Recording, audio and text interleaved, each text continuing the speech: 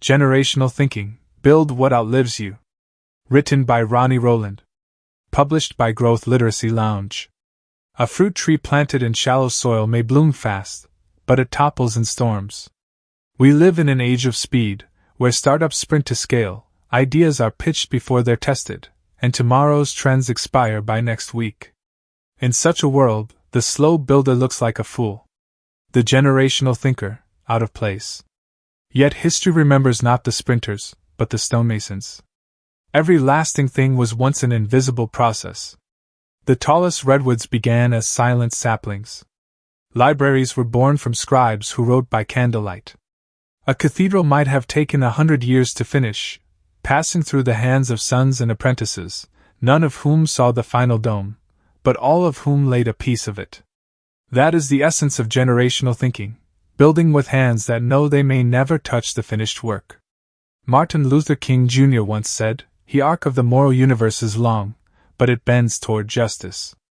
But arcs don't bend on their own. They are shaped by people who labor patiently, anonymously, and faithfully.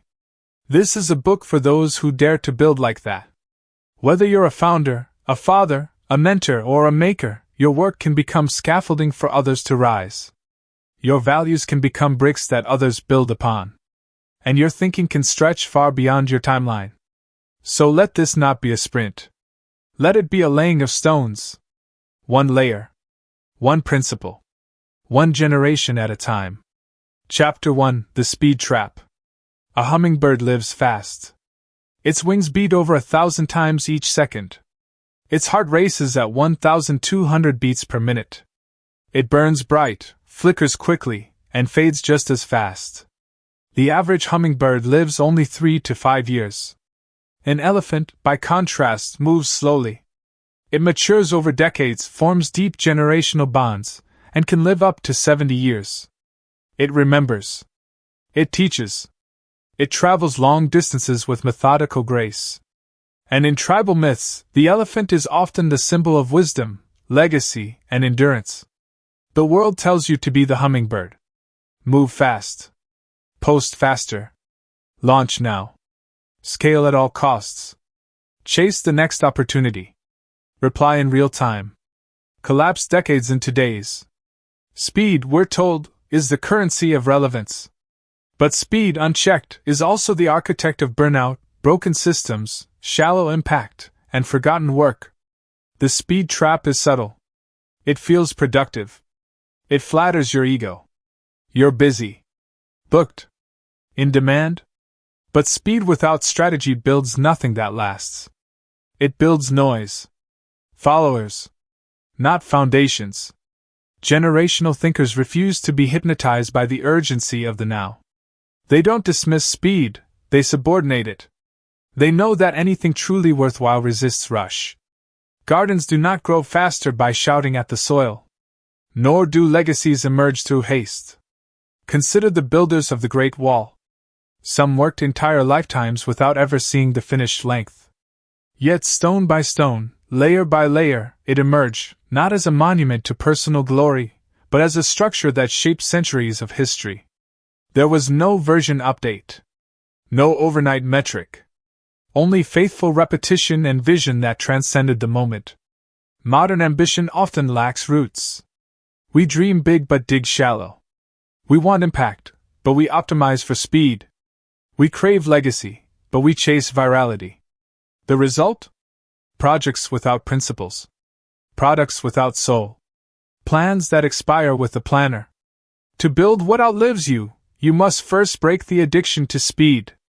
That requires redefining progress. True progress is not measured by momentum, but by meaning. Not by how fast you move, but by whether what you built matters in a decade or a generation. This shift isn't natural. It feels countercultural. Others will pass you. You will seem slow. You will work on things no one claps for. But over time, your work will age differently. Like wine. Like stone. Like truth. The seed planted in silence can become a forest that sings long after you're gone. In this slowing down, you begin to see. You stop chasing trends and start studying time. You stop posting and start documenting. You stop proving and start preserving. Your life begins to make room not just for action, but for alignment. Speed says do more. Legacy whispers do it right. In the end, it's not about resisting all speed, but reclaiming its purpose. Generational thinkers move at the pace of permanence. They ask deeper questions. Will this scale without me? Will this system serve people I'll never meet? Will this still work long after I'm gone? Slow is not the enemy of excellence. It is often its birthplace. So reject the pressure to rush. Walk the long road. Lay the slow brick. And remember, cathedrals rise one stone at a time, and each one matters. Chapter 2: Scaffolding for the Unknown. Every skyscraper begins with scaffolding, a temporary skeleton built not to last, but to support what will. Scaffolding isn't glamorous. It's not the final vision. It's messy, metallic, often dismantled without a second glance. Yet without it, nothing reaches the sky. Too many builders obsess over finishes. The polish. The shine. The applause. They want the tower without the frame, the legacy without the labor. But generational thinking begins with a quiet truth: what you're building may not be for you. And what you construct now may never carry your name. That is the sacred purpose of scaffolding. When you invest in systems that others will improve, wisdom others will inherit, and foundations others will finish, you're practicing invisible leadership. You're laying groundwork not for credit, but for continuity. You are preparing a future you may never step into, and doing so with intention. In ancient Japan, carpenters would pass down kyuden, oral instructions and principles not found in manuals. These master builders weren't just transferring techniques, they were embedding a philosophy. Tools were sharpened, yes. But more importantly, so were minds. Each generation left behind something slightly better, slightly stronger, slightly more refined. That is what it means to build scaffolding for the unknown, to pass forward what you've sharpened, even if you never see who swings the blade next. This applies to more than architecture or craft. It touches everything you do: how you parent, how you lead teams, how you write, how you record your knowledge. When you think generationally, you begin documenting with clarity, delegating with vision, and designing with scale in mind. You stop solving just for today. You start building for those who will come after, the ones you may never meet, but whose lives you'll quietly touch. Generational thinkers don't hoard their genius. They systemize it. They don't just teach skills. They transmit values. They don't just hire talent. They cultivate successors. Their work echoes not because it was loud, but because it was layered, transferable, and built to outlast them. Too many leaders make themselves irreplaceable, mistaking control for impact. But when you die with all the code in your head, the next generation starts from zero. That's not mastery. That's mismanagement. True legacy is measured by how easily someone else can pick up what you've laid down and make it better. Think like a relay runner, not a solo sprinter. Your role is not to finish the race, but to pass the baton with excellence. To ensure what you've built can go further in the hands of others. That means clarity over charisma, process over personality, purpose over ego. There's a quiet dignity in knowing that your work may disappear, but its impact will remain. Scaffolding is meant to be removed. That's not failure, it's faith. Faith that what remains is stronger because you supported it. Every instruction you leave, every system you create, every apprentice you invest in. These are not side tasks. They are the legacy. The building may rise after you're gone, but the strength of its foundation? That's yours. So build with precision. Think with foresight. And document as if the person inheriting your work will need it to survive. Because they just might. Chapter 3: The Invisible Credit. In the heart of Barcelona stands the Sagrada Familia, a cathedral still under construction more than 140 years after it began. Its original architect, Antoni Gaudí, died in 1926. He knew he'd never see the final spires. When asked about this, he said, "My client is not in a hurry." His client, he believed, was God and generations. There is a strange freedom in not needing credit. Our culture feeds on recognition. Likes, followers, awards, applause. We've been trained to associate value with visibility. If no one sees it, praises it, or shares it, does it matter? But generational thinking challenges that entire premise. It says, yes, especially then. Because what is unseen is often what supports everything else. Roots never get applause, but they anchor the forest. The mason laying stones beneath the sanctuary floor may never be named, but without him, the ceiling collapses. Invisible work is not unimportant work. In many cases, it is the most essential. Generational thinkers don't wait for permission to build. They don't stall for platforms or validation. They begin, quietly, consistently, and sacrificially. Their reward isn't in attention, it's in alignment. The joy is not in being known, but in knowing they're building what matters. Consider the mentor who taught a young student how to lead with integrity. No camera caught it. No stage lit it. But years later, that student goes on to lead thousands, anchored by the principles passed on in private. Who gets the credit? Maybe no one. Maybe everyone. This is the economy of legacy. You may not be credited for what you plant, but you are still responsible for what grows. Invisible credit doesn't mean insignificance. It means maturity. It means being content with shaping the soil instead of the spotlight. It means measuring your impact not by how many know your name, but by how many live differently because of what you built, taught, or preserved. In the parable of the sower, seed scattered on good soil grows quietly. No noise. No urgency. But when the conditions are right, it produces 100-fold. The sower doesn't see the harvest instantly. He trusts the process. He's not famous for the seed. He's faithful with it. This kind of thinking requires a shift in metrics. Generational impact isn't tracked by analytics. It's not plotted on quarterly charts. It is whispered forward through tradition, shaped in silence, and proven over time. You cannot rush it. You cannot fake it. And you cannot measure it in likes. If you need constant affirmation to continue, you're building for the wrong audience. This is why so few pursue generational work. It demands depth over display, surrender over spotlight. But the ones who do, who show up day after day, building quietly, teaching faithfully, investing deeply, they are the ones history quietly thanks. Your name may not be etched into a plaque. You may not trend. But what you pass forward, your systems, your wisdom, your values, can become infrastructure for lives that haven't even begun yet. So let others chase applause. Let them harvest quickly. Your work is slower, deeper, quieter. But when the storm comes, it will stand. And when the time comes, it will serve. Not all credit is visible. But all legacy is traceable. Build so that even in silence, your influence speaks.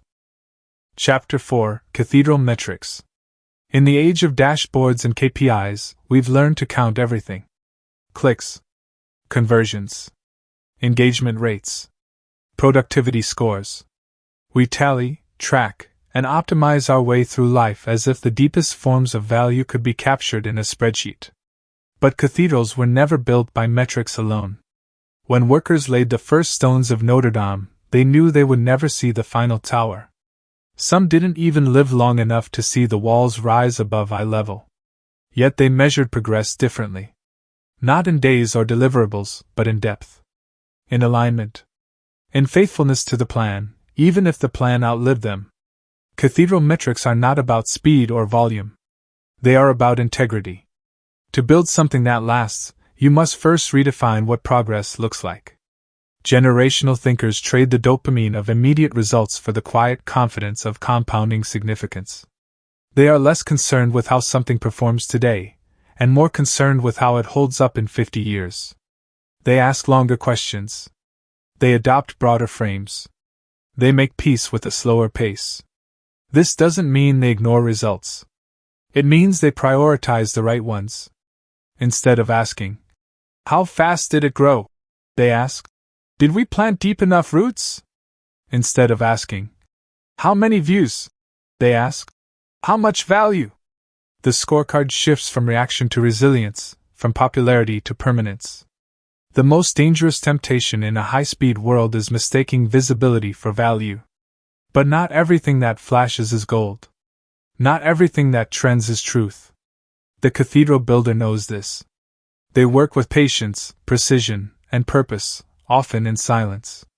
Imagine a team that records every decision not for compliance, but for the next generation's clarity. Imagine a parent who disciplines not just for peace today, but for character 20 years from now. Imagine a founder who forgoes shortcuts because she knows a brittle business might impress investors but collapse under pressure. These are cathedral thinkers. They hold the future in mind with every present action. They also understand that not all wins are immediate. Some victories arrive decades later, quietly, often through people you've never met. A mentor's long-forgotten lesson becomes the foundation for a company culture. A late-night journal entry becomes a guide for your grandchildren. A single courageous decision becomes folklore that shapes the moral imagination of a community.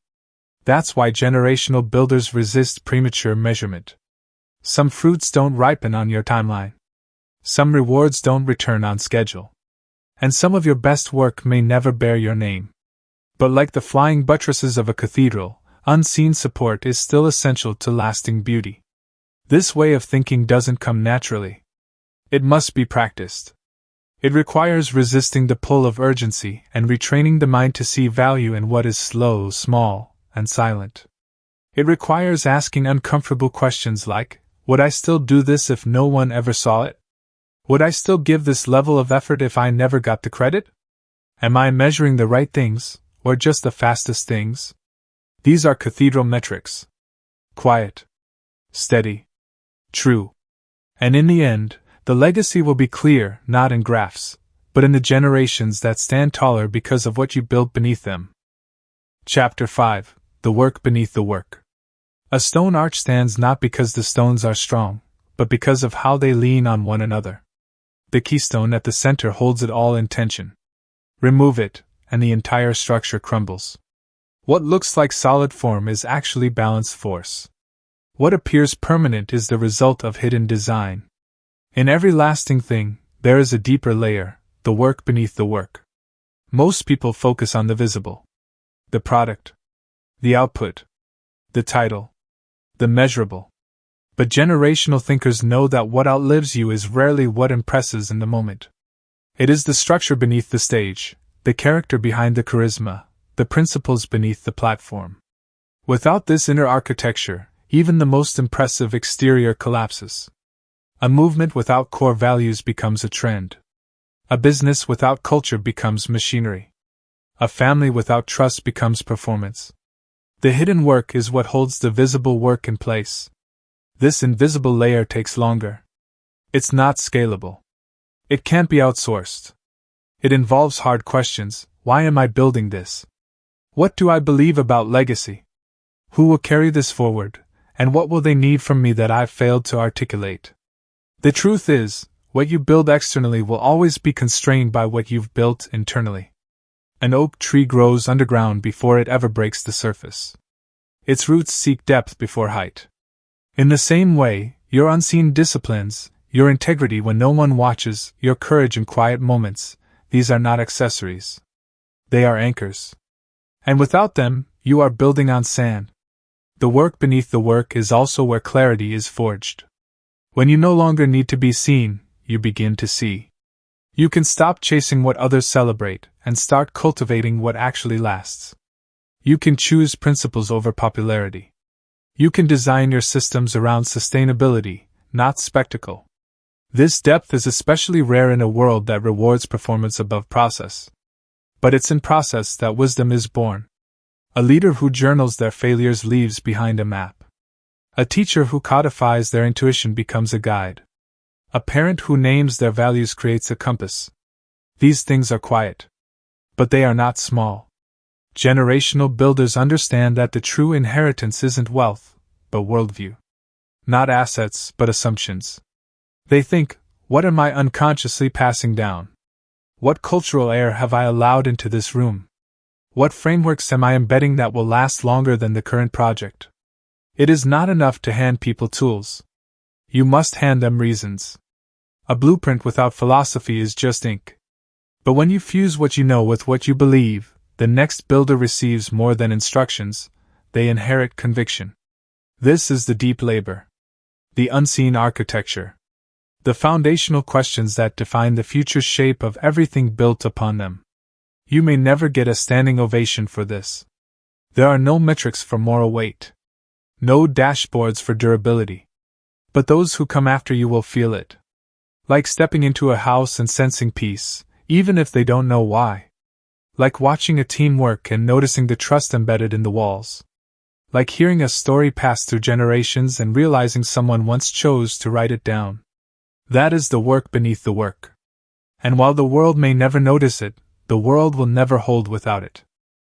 Chapter 6: Inheritance Without Entitlement. A well-dug well can quench the thirst of generations. But hand someone water they didn't labor for, and they may forget the source. Inheritance is a double-edged gift. It can empower, or it can erode. It can serve as a foundation, or a shortcut that skips formation. What's passed down must be carried with care, or it collapses under the weight of assumption. Generational thinkers understand that the goal is not merely to leave something behind, but to ensure it can be stewarded rightly. Wealth without wisdom ruins. Power without principle corrupts. Systems without soul become machines that chew through people. Legacy, if mishandled, turns into burden. The goal is not just continuity, it's character. When you build for generations, you are not only crafting what will be inherited. You are shaping the kind of person capable of receiving it. That means embedding responsibility into the reward. It means teaching not just what to do, but how to think. It means resisting the urge to pave the path so smoothly that those who follow forget how to walk. In ancient traditions, inheritance was never just physical. It was moral. A name carried expectations. A story came with responsibility. The baton passed was more than gold, it was identity, memory, and mission. The next runner had to be worthy not only of the race but of the relay. But entitlement short-circuits this process. It whispers, "This is yours by right," when it should be received by readiness. It demands the fruit while ignoring the root. It inflates the ego while weakening the ethic. What once was sacred becomes assumed. What was meant to empower becomes diluted. Avoiding this decay requires proactive design. Not just handing down outcomes, but embedding origin stories. Not just transferring wealth, but teaching worldview. Not just saving people from struggle, but inviting them into stewardship. Generational builders don't just ask, "What will they have?" They ask, "Who will they become?" This shift takes intentionality. It takes writing down the lessons, not just distributing the assets. It takes documenting failures as clearly as successes. It means letting those who follow see the cost of what they've received, not to guilt them, but to ground them. Entitlement grows in silence. But inheritance, when narrated well, becomes a torch rather than a trap. Consider the vineyards that pass through generations. The soil is familiar. The vines may be the same. But every steward must learn the seasons anew. They must feel the land underfoot. They must understand its timing. The best vineyards remain not because they were inherited, but because each generation relearned how to tend them. This is how generational thinkers train successors, not just by instruction, but by initiation. They expose them to decisions, let them wrestle with principles, allow them to fail where the cost is low and the lesson is deep. They understand that maturity cannot be microwaved. That trust must be built, not bestowed. The goal is not to raise recipients of legacy, but architects of it. People who can take what you've built and make it stronger, more honest, more whole. People who honor the past without becoming trapped by it. Who know the story, but aren't afraid to write the next chapter. What you leave behind is only half the story. Who you prepare to receive it writes the rest. So build carefully. Pass wisely. And always remember, inheritance becomes legacy only when the hands that receive it are trained to carry its weight. Chapter 7: The Legacy Loop. A boomerang returns not by magic, but by design. Its shape, angle, and motion create a loop that brings it back to the hand that released it. Legacy, too, returns, shaped not just by intention, but by structure. It circles through generations, echoing the values embedded at launch. Most people think of legacy as linear, something handed forward and left behind. But true legacy is cyclical. It lives in loops. It returns through culture, language, decisions, traditions. It speaks in boardrooms and bedtime stories, in how we lead teams and how we speak to children. What is passed down is also passed around. It doesn't vanish into the future, it circulates. And what circulates compounds. The way you treat people when no one is watching may one day shape how your descendants treat their own teams. The tone you use in a moment of pressure may become the default tone of a child who watched and learned. Your rhythms, how you work, rest, handle conflict, honor commitments, don't just live in your timeline. They loop. This is why generational thinkers obsess over culture more than charisma. They know you can't transfer what you didn't cultivate. A healthy loop requires clarity, repetition, and reinforcement. You don't just say what matters, you shape the environment so others absorb it without needing to be told. Culture is caught, not just taught. And legacy is culture in motion. In dysfunctional families or teams, unspoken habits become silent dictators. Control is inherited. Fear becomes the norm. Scarcity becomes the atmosphere. No one chooses this. But when a loop is never interrupted, it continues unchecked. To break it requires more than strategy, it requires courage. Courage to name what is broken. Courage to replace it with something better. The same principle applies in organizations. A founder's mindset ripples long after the founder exits. If scarcity ruled decisions, that fear remains in spreadsheets and hiring decisions. If integrity marked the foundation, that trust shapes policy for decades. Leaders leave, but culture loops. That's why legacy must be designed, not hoped for. The best generational builders create systems for transmission. They write things down. They revisit the why. They embed rituals and rhythms. They allow for feedback and iteration. And most of all, they embody the message themselves. Not perfectly, but consistently. Because nothing breaks a loop faster than hypocrisy. In the ancient world, oral tradition preserved entire histories. Not through institutions, but through families, villages, tribes. Stories were told around fires. Proverbs repeated in homes. Songs sung until they shaped memory. They understood that repetition wasn't redundancy, it was reinforcement. They weren't just remembering the past. They were writing the future. Modern builders must reclaim this instinct.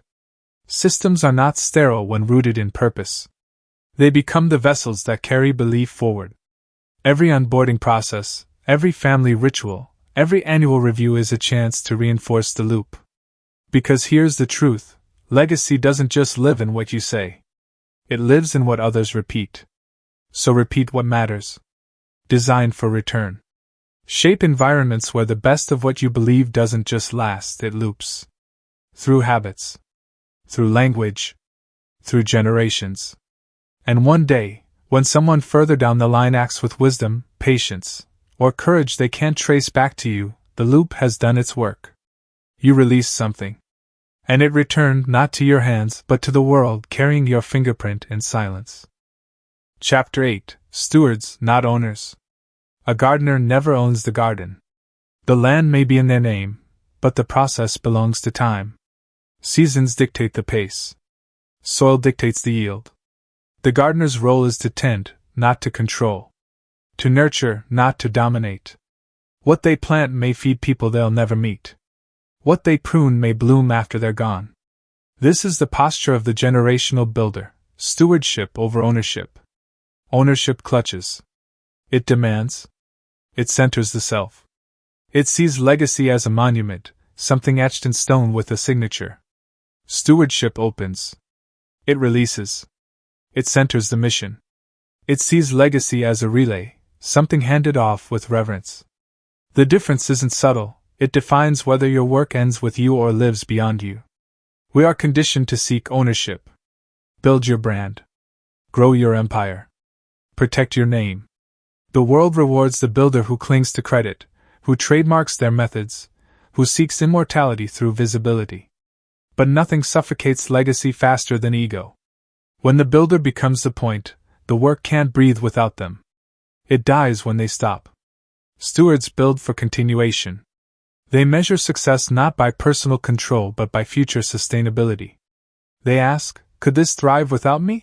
And then design systems, cultures, and people so that it can. They don't fear being replaced, they plan for it. They don't hoard knowledge, they document it. They don't lock doors, they create keys. Consider a library. Its founder doesn't stand at the door, guarding every book. They trust the collection to outlive them. They trust the structure to shelter future minds. They give it away so it can grow. And in doing so, their influence multiplies in anonymity. Stewardship doesn't mean apathy. It demands care, attention, precision. But it replaces the question of what do I get from this? With what am I responsible for within this? That shift changes everything. It creates resilience in organizations, humility in leaders, and freedom in those who follow. Think of Moses. He led a people through wilderness but never entered the promised land. His role wasn't to complete the journey. It was to prepare those who would. The work was never about him. It was always about the future he was called to serve. That kind of leadership is rare. It doesn't make headlines. It doesn't trend. But it lasts. And lasting work requires someone willing to let go of the crown and pick up the tools. To say, this isn't mine, it's ours. And it must be built to last long after me. The danger of ownership is short-term thinking. It breeds decisions that prioritize visibility over value. But when you adopt the steward's lens, your time horizon stretches. You begin to think in decades, not quarters. You choose principles over popularity. You design redundancies, train apprentices, and plant ideas that will only bloom when your chapter has closed. This is not martyrdom. It's wisdom. Stewards don't vanish, they multiply. Their fingerprints remain in every process, every person, every value that continues in motion. And though their names may fade, their impact becomes structure. Not statues, but scaffolding. Not glory, but generational strength. To build what outlives you, you must give up your grip. Not your excellence. Not your vision. But your need to own it all. Because in the end, what you hold tightly dies with you. But what you steward faithfully lives far beyond you. Chapter 9. Slow as a Strategy. A glacier moves inches per year. From a distance, it looks still, almost inactive. But over decades, it reshapes entire landscapes. Valleys are carved. Rivers are formed. Mountains are humbled. What seems slow is, in truth, unstoppable. Its power lies in patience. Its strength in persistence. Generational builders think like glaciers. They understand that speed is not always strategic. In a culture addicted to acceleration, they embrace restraint. They slow down not out of fear, but out of focus. Because what is rushed is often shallow. What is patient becomes permanent. The obsession with speed is often a disguised insecurity. We move fast so no one notices we haven't thought deeply. We launch early so we're not left behind. But lasting work cannot be microwaved. Depth requires time. Conviction requires silence. Systems require slow tension to reveal their cracks before they collapse. This isn't about procrastination. Slowness, when intentional, becomes a discipline. It creates space to ask better questions, to test assumptions, to calibrate values. It makes room for legacy to breathe. When an architect draws blueprints, they don't begin with haste. They study the terrain. They factor in weight, weather, pressure. A rushed foundation is an expensive failure. But a slow one is an enduring asset. It's the same with lives, families, organizations. The slower the pour, the stronger the set. To move slowly on purpose is not to fall behind, it's to build beyond. Consider a mentor who refuses to give easy answers. They let the student wrestle, reflect, reform. It's slower. But when the student finally grasps the truth, it sticks. Consider a craftsman who rejects mass production to shape every piece by hand. It's less efficient. But each product carries the weight of intention. Fast is a feeling. Enduring is a result. Slowness is also how we honor what matters.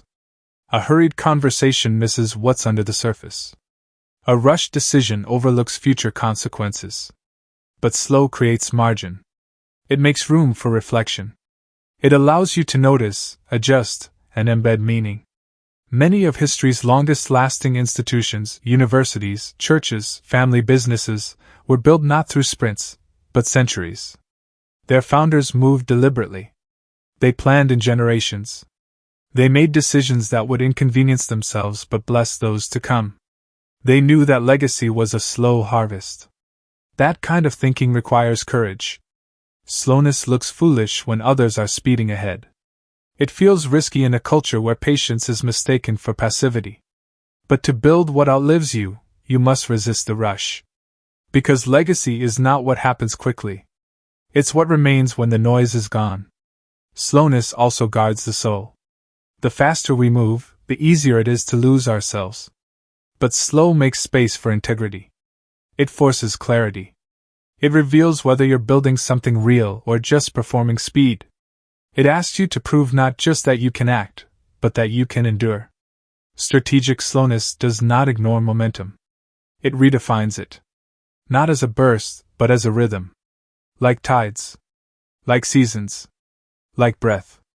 It's less about the sprint and more about the cadence that sustains. So don't rush to build what must last. Linger in the design. Labor in the foundation. Let your legacy grow at the speed of trust, of truth, of transformation. Because when you choose slow on purpose, you're not falling behind, you're anchoring the future. Chapter 10: The Architecture of Belief. Before a structure is built, a worldview is chosen. Belief comes before blueprint. What you think is possible determines what you attempt. What you believe about time, value, people, and purpose silently shapes every system you build. It is the architecture beneath the architecture. Generational thinkers don't just build things. They build with belief. They understand that every enduring legacy is scaffolded by a framework of conviction. Not vague hope or motivational flair, but anchored understanding, truths tested over time and chosen on purpose. Beliefs are not slogans. They are the internal lines that define the outer shape. A person who believes people can't be trusted will build control-heavy systems. A leader who believes growth must be fast will sacrifice resilience for acceleration. A parent who believes children are interruptions will manage instead of mentoring. Belief informs structure. Always. This is why it's dangerous to build before questioning what you believe. Too many inherit assumptions without examination. They replicate models without understanding the worldview they carry. They copy what works elsewhere without asking if the foundation fits their values.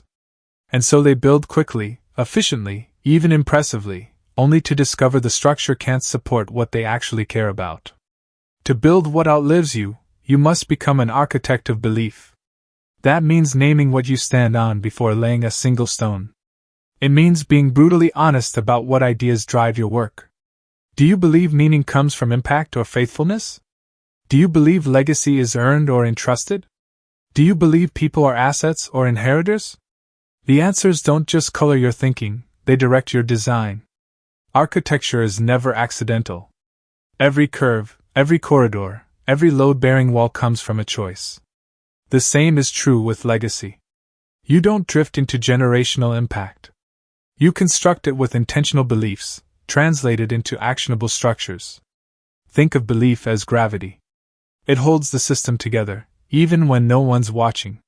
When the winds come, when circumstances shift, critics rise, or results stall, belief keeps you grounded. It becomes the internal compass that aligns the work with the why. This is especially vital when training others.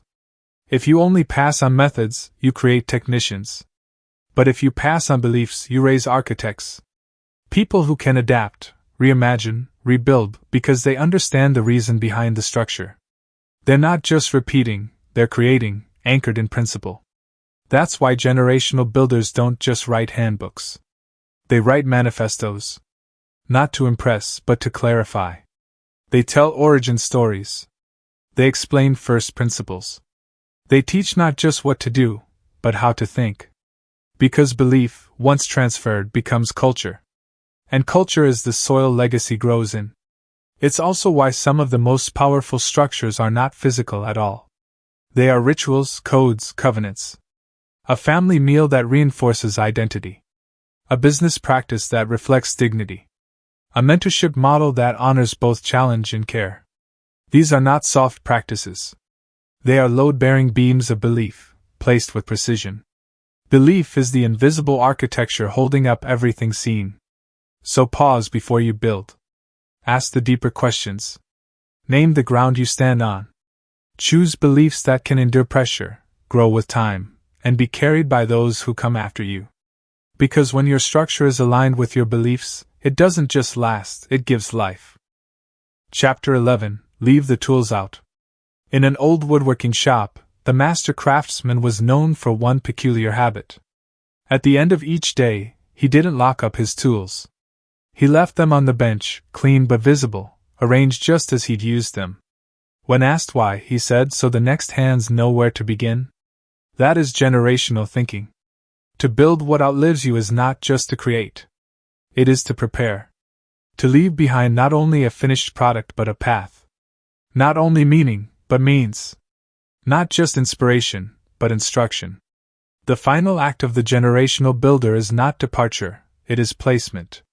A deliberate leaving behind of tools, principles, and structures for those yet to arrive. Many build incredible things but vanish without a trace of how. Knowledge dies with them. Systems collapse because no one knew how they worked. Their genius was real, but isolated. Their methods worked, but remained locked in their heads. And so the work, as brilliant as it was, ends with them. Legacy demands something more. It asks you to think not only as a builder but as a bridge.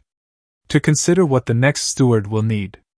To anticipate their questions, confusion, ambition. To create clarity in your wake. That might mean writing down what you've assumed is obvious. Documenting the steps no one sees. Telling the story behind the spreadsheet. Translating intuition into process. This is not about control. It's about contribution. Leaving the tools out doesn't guarantee they'll be used well, but hiding them guarantees they won't be used at all. The most enduring legacies are not built with mystery but with generosity. You pass forward your best ideas, your mistakes, your refinements, not because you're done, but because someone else is just beginning.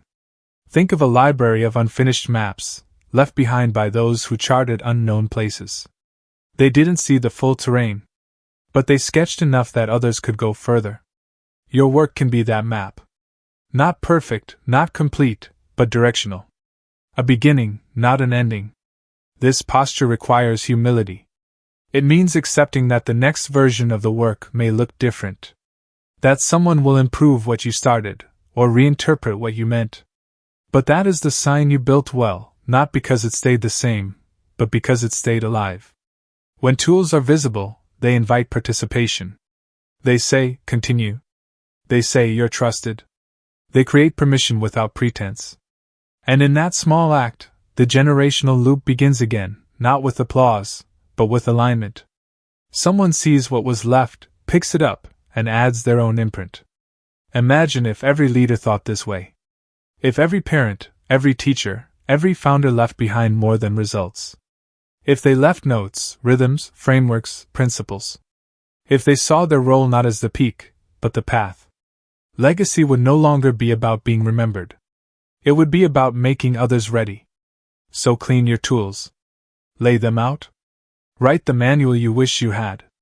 Say the hard thing while there's still time. Don't just finish well, leave well. Because someone, someday, will walk into your workshop. And if you've built with care, they won't need to start from scratch. They'll see your tools. They'll trace your lines. They'll feel your values pressed into the wood grain of the work. And without ever meeting you, they'll build something that carries your fingerprints. Not because your name was known, but because your legacy made room. Would you like a transformation recap and next steps section to conclude the book, per the Engage framework? Take care and be well.